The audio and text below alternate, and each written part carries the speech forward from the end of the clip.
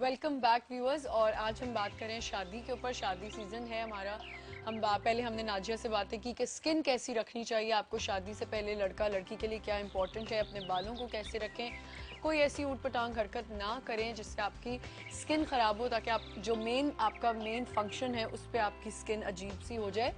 और मैंने एक सवाल रखा हुआ है आज के लिए कि शादी वो लड्डू है जो खाए वो भी पछताए, ना खाए वो भी पछताए। तो जो इस पे आंसर देना चाहता है वो हमें कॉल करे, और जो चूज करेगा जो आंसर, उसको ये बताना पड़ेगा कि वो आंसर ये चूज क्यों कर रहा है और उसकी क्या वजह है।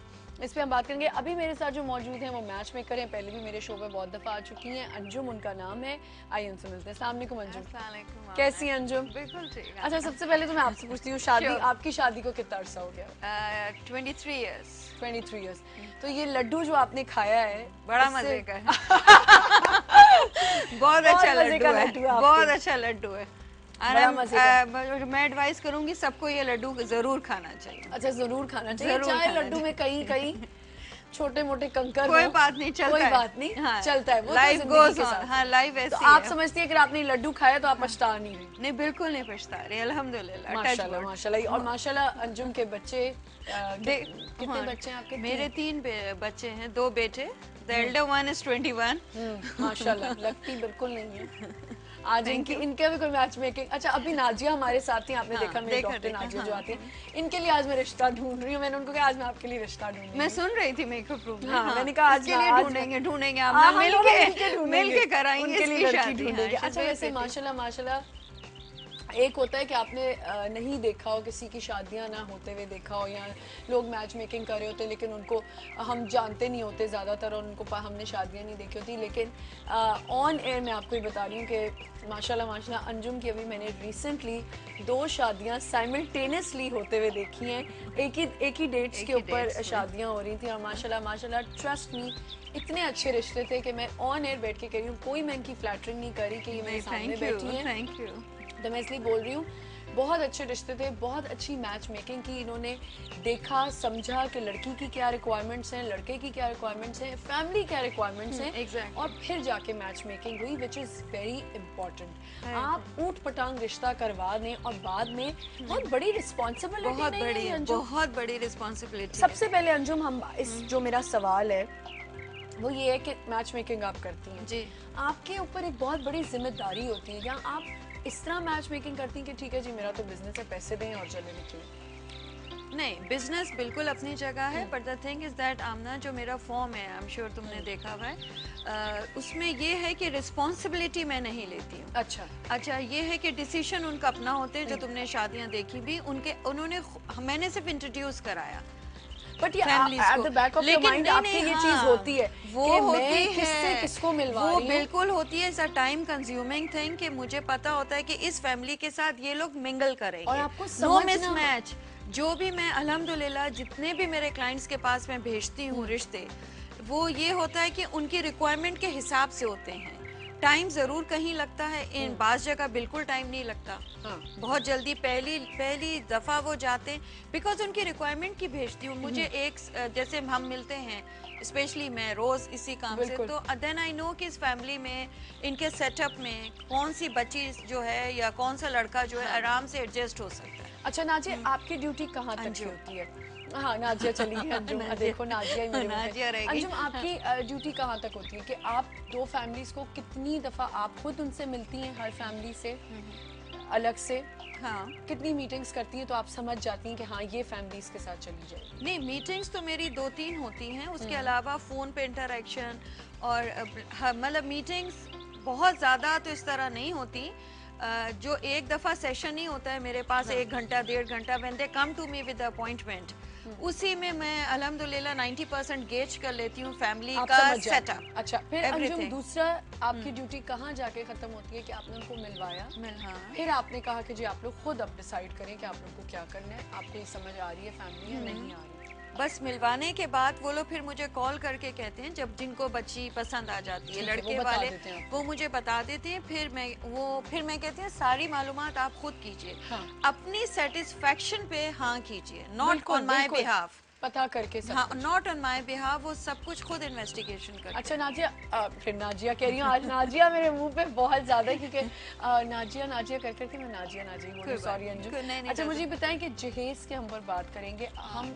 जहेज जो है बहुत डिमांडिंग होते हैं लोग, जहेज बहुत ज्यादा मांगते हैं कुछ लोग, और कुछ लोग बिल्कुल इनकार कर देते हैं। उस पर हम जरा बात करते हैं कि जहेज आप क्या समझती हैं कि नहीं, जहेज तो जो लोग आई एम श्योर जो शुरू में इस तरह के वाइब्स आए जो इनको जहेज चाहिए, या अपने बेटे के लिए वो चाहें जो बहू आ रही है वो सारा कमरा सेट करके दें, इनफैक्ट उनके ड्राइंग डाइनिंग सेट करके दें, उनके किचन में सारा सामान लिया, ऐसे लोगों से तो मैं एडवाइस करूंगी ऑन एयर कि प्लीज ऐसे लोगों को अपनी बेटी मत दीजिए जो शुरू में ही आपसे जो है चीजें डिमांड कर रहे हैं। वो एक बच्ची को रुखसत लाने के बाद तो वो आपसे पता नहीं क्या क्या आपसे और डिमांड करेंगे, वो फिर पेरेंट्स फंस जाते हैं, फिर वो एक अपार्टमेंट मांगते हैं, फिर वो एक जमीन मांगते हैं, फिर वो मजीद चीजें मांगते जाते हैं, because you give them chance मांगने का। हाँ, तो वो मुंह खुल जाते हैं, खुशी से जो भी देना चाहे वो मुंह खुल जाता है, मुंह खुल जाता है। और अभी भी आमना, आई मस्ट टेल यू, ऐसे बहुत से अच्छे लोग हैं, बहुत अच्छे डिसेंट फैमिलीज हैं जो कहते हैं हमें सिर्फ लड़की चाहिए, हम खुद रूम वूम हम सब कुछ फर्नीचर भी नहीं होते लेते। हैं, होते और मैंने हैं, देखे हैं ऐसे लोग होते हैं। लेकिन नाजिया कुछ नाजिया मारूंगी मुझे मार देने वाली। मारूंगी। लेकिन अंजू मैं आपको एक बात बताऊं, कुछ ऐसे भी होते हैं मीसने किस्म के लोग जो कहते हैं हमें कुछ नहीं चाहिए, हमें कुछ नहीं चाहिए, और जब बेचारी लड़की आ जाती है फिर उसको तर तर बैठ के हर जगह बैठ के कहा जाता है इसने तो पर्दा नहीं डाला था, हमने पर्दे डाले, इसने तो मेरा बेटा तो पागल हो गया, मेरे बेटे को तो समझ ही नहीं आ रही है, जादू टोना कर दिया मेरे बेटे को। मैं आपको बता रही हूँ हमारे घर में तो क्या है, अगर इलेक्ट्रॉनिक की चीजें थी तो क्या हुआ अगर ले आती, सब अपनी चीज आते। भाई आप यकीन करें, जोड़ों पे जो हमारे यहाँ अब रिवाज रहा ही नहीं है फिर भी लोग देते हैं। एक होता है ना, एक रस्मो रिवाज होता है, फुप्पी चाची मामी काकियां सबको आपने जोड़े पकड़ाने, जोड़े पकड़ाने।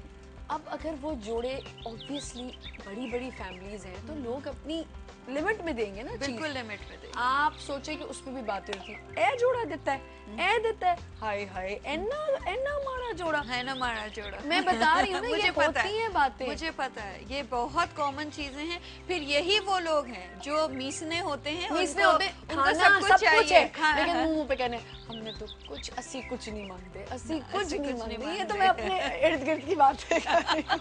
नहीं आपने बिल्कुल सो ट्रू, बिल्कुल ऐसा होता है। और आप सोचो अंजुम के जो बेचारे अफोर्ड नहीं कर सकते, फिर वो बेचारे माँ बाप क्या करें, बस वो बेचारे कर्जे ले लेके शादियां करते हैं। वो माँ बाप पूरी जिंदगी, बच्ची पैदा होती है हमारे माशरे में और माँ बाप को बस ये प्लानिंग होने लगती है कि इसको हम जहेज में क्या देंगे, आमना जहेज। और वो बच्ची शादी के दिन कितनी बच्ची को, एक लड़की को होता है कि मैं बस प्यारी लगूं।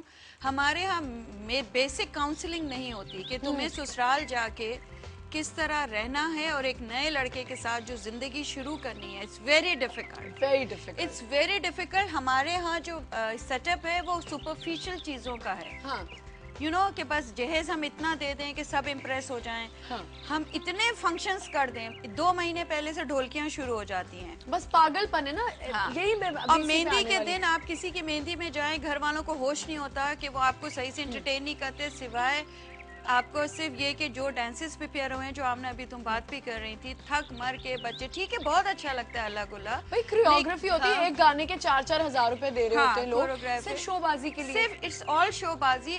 बिल्कुल हैपनिंग होनी चाहिए, मेहंदी बिल्कुल होनी चाहिए, बट एक लिमिट होनी चाहिए, एक्सट्रीम क्रॉस कर चुकी है। यही तो मैं आपको कह रही हूँ, it's totally waste of money. अच्छा फिर हम लड़कियों की अगर बात करें, हमेशा हम गलत एक हमारे कॉन्सेप्ट बन गए कि हम सिर्फ हमेशा ये बात कर रहे होते हैं अंजुम कि लड़की वाले ऐसे बेचारे, लड़की वाले बेचारे।